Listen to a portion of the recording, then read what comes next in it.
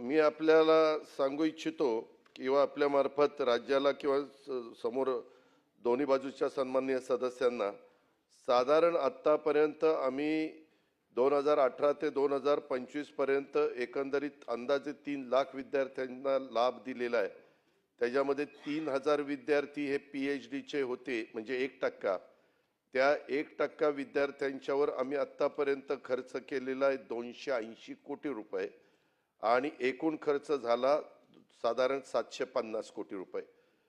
पण हे सगळं शिक्षण घेतल्यानंतर ह्या विद्यार्थ्यांना त्याच्यामध्ये असं पण सभापती महोदय होतंय की एका विद्यार्थ्याला PhD करण्यासाठी फक्त एकदा शिष्यवृत्ती द्यावी असाही एक प्रस्ताव आलाय। काय व्हायला लागलंय की त्यांना जवळपास साधारण जी रक्कम मिळते ती PhD करता 5 वर्षाचा तो कोर्स असतो आणि त्याच्यामध्ये आपण एकंदरीत खर्च एका विद्यार्थ्यांच्या मागे 5 वर्षामध्ये 30 लाख रुपये करतो।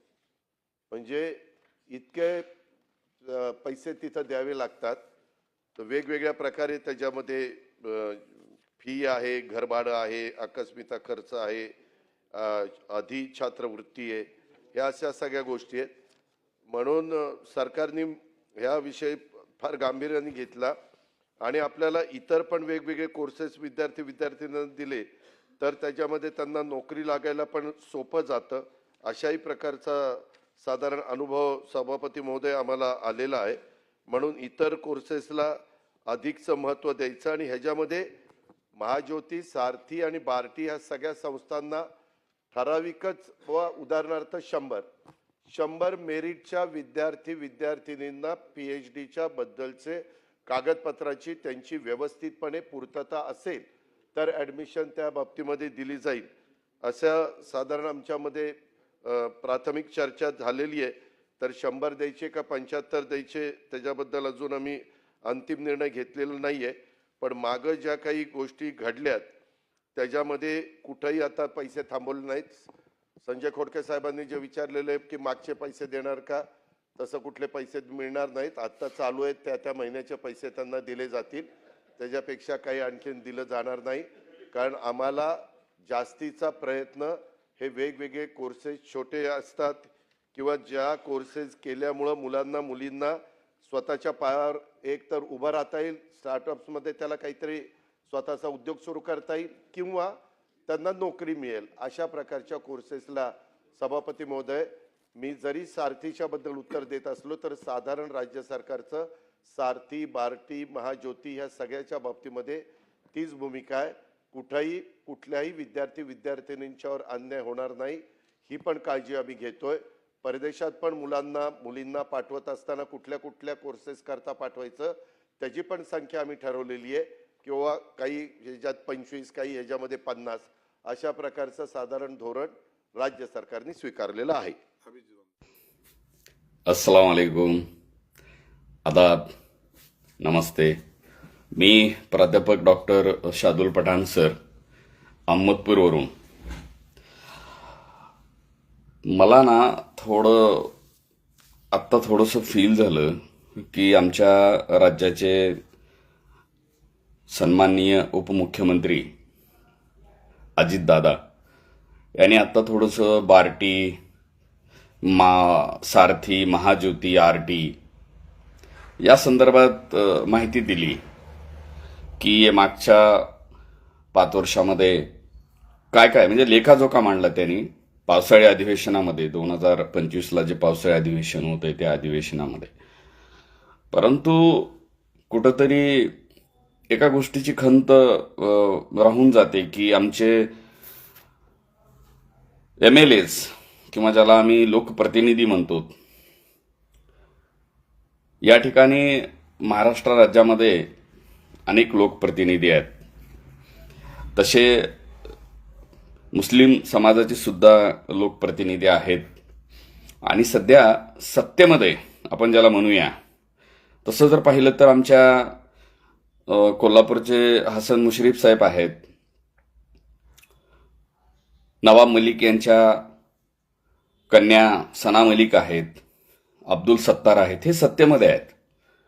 बाकी इतर असलम शेख असतील, अमीन पटेल असतील, साजिद खान पठाण असतील, मुफ्ती मोहम्मद इस्माईल साहेब असतील, रईस शेख असतील, अबू आझमी असतील आणि हारून खान असतील, हे इतर काँग्रेस आणि इतर पक्षातनं समाजवादी MIM, परंतु जे सध्या चालू पक्षामध्ये आमचे मुस्लिम समाजाचे आमदार आहेत, यांनी कुठंतरी पुढाकार घ्यायला पाहिजे होता. इलेक्शनच्या अगोदर या महायुतीच्या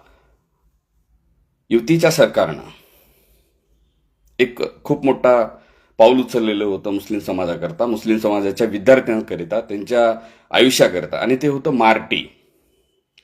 पण आज पावसाळी अधिवेशन चालू झाले तरी मार्टीवर कुणी बोलायला तयार नाही. म्हणजे खूप शोकांतिका आहे, वाईटही वाटतंय की मग आमच्या मुलांचं भवितव्य काय. म्हणजे आम्ही आमच्या मुलांना शिकवायचं का नाही, किंवा तुम्ही हे जे मार्टी जे होतं इलेक्शनच्या अगोदर संपूर्ण मुस्लिम समुदायाला, समाजाला एकत्र करून ज्या पद्धतीनं तुम्ही सांगत होतात की आम्ही आता मार्टी आणतोय काय मुस्लिम समाजासाठी, विद्यार्थ्यांसाठी, पण आज काही अंमलबजावणी झालेलं दिसत नाही. तसं जर पाहिलं तर या शैक्षणिक वर्ष सुरू होण्याच्या अगोदर खरं तर मार्टीची स्थापना झाली आहे का, तर झाली आहे, मान्य आहे, पण त्याची अंमलबजावणी कधी होणार आहे.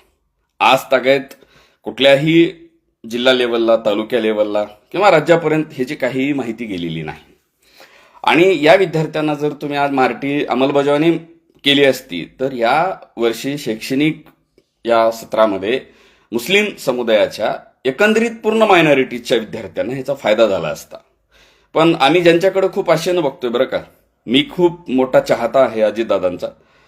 अजितदादांना माझी एवढी विनंती आहे की दादा, आम्ही तुमच्याकडे भावी मुख्यमंत्री म्हणून पाहतोय, तर तुम्ही तरी किमान या मुस्लिम समुदायाच्या बद्दल, मुस्लिम मुलांच्या बाबतीत किंवा इतर जे आमचे नेते मंडळी आहेत त्यांना मी अशी विनंती करतो की अजूनही वेळ गेलेली नाही, पावसाळी अधिवेशन चालू आहे, तात्काळ तुम्ही मार्टीच्या अंमलबजावणीकरिता काहीतरी पाऊल उचला. आणि अजूनही आमच्या बऱ्याच मुस्लिम समुदायाच्या, एकंदरीत अल्पसंख्याक समाजाच्या खूप मोठ्या अपेक्षा लागून राहिलेल्या आहेत की आता जरी मार्टीची अंमलबजावणी झाली तर अजून भरपूर संधी आहे की या विद्यार्थ्यांना कुठंतरी मार्टीच्या अंतर्गत प्रवेश घेता येईल त्यांच्या भवितव्यासाठी. दादा, तुम्ही आज सांगत होतात की बार्टी, सारथी, महाज्योती, आरतीसाठी आम्ही जवळपास 280 कोटी रुपये या ठिकाणी वेगवेगळ्या 83 अभ्यासक्रमासाठी 3 लाख विद्यार्थ्यांनी यांचा फायदा घेतला. मग आमच्या मुस्लिम विद्यार्थ्यांना याचा फायदा नको का हो मिळाला पाहिजे ना दादा. आणि म्हणून किमान तुम्ही तरी पाऊल उचलायला पाहिजे. आणि माझी विनंती आहे सरकारमधल्या सर्व आमदारांना, मंत्री महोदयांना, आमच्या मुस्लिम समुदायाच्या आमदारांना की आपण असं किती, म्हणजे असं वाटत नाही का तुम्हाला असं काही की आपण फक्त मतापुरतं ह्या सगळ्या गोष्टीची खैरात टाकायची, यांच्यासमोर बोलायचं की आम्ही हे करू ते करू आणि आज काहीच करायचं नाही. खूप वाईट वाटलं की मला असं वाटायचं की शैक्षणिक सत्र सुरू व्हायच्या अगोदर निदान मार्टीची अंमलबजावणी होईल आणि आमच्या गोरगरीब मुलांकरता, मुस्लिम समाजाच्या मुलांकरता हे काहीतरी करतील, पण असं अजूनही जाणवलेलं नाही. म्हणजे हे सुद्धा 2025चं शैक्षणिक वर्ष आपण मुस्लिम समाज आणि इतर अल्पसंख्याक समाजाचं, ज्याच्याकरिता तुम्ही मार्टीची निर्मिती केली होती, त्यांच्या पदरात काही पडणार नाही. तरी पण दादा, अशी विनंती आहे माझी कळकळीची की तुम्ही आत्ताच अधिवेशनामध्ये सारथीबद्दल, बार्टीबद्दल माहिती दिलात, बोललात, चांगलं वाटलं की 5 वर्षात तुम्ही एका विद्यार्थ्यामागे 30 लाख रुपये खर्च केलात. आमची अशी विनंती आहे की किमान मार्टीची स्थापना करून एका विद्यार्थ्याच्या मागे 30,000 तरी खर्च करा हो आमच्या मुस्लिम विद्यार्थ्यांकरिता. खूप उपेक्षित आहे माझा समाज. म्हणजे शिक्षणामध्ये तुम्ही जर पाहिलात ना, कलाम आताही घडू शकतील आमच्यामध्ये, एवढी खूप ताकद आहे, पण त्याला कुठेतरी साथ हवी आहे. जे सत्ताधारी आहेत त्यांची पण साथ हवी आहे. आम्ही प्रयत्न करू ना, आम्ही पण प्रयत्न करू, पण कुठेतरी तुम्ही त्या पद्धतीनं आम्हाला सहकार्य केलं पाहिजे. म्हणून माझी कळकळीची विनंती आहे, सत्तेमध्ये नसणाऱ्याने तरी त्याचा आवाज उठवला पाहिजे. किमान विरोधामध्ये जे आहेत त्यांनी तरी सुद्धा बोललं पाहिजे ना.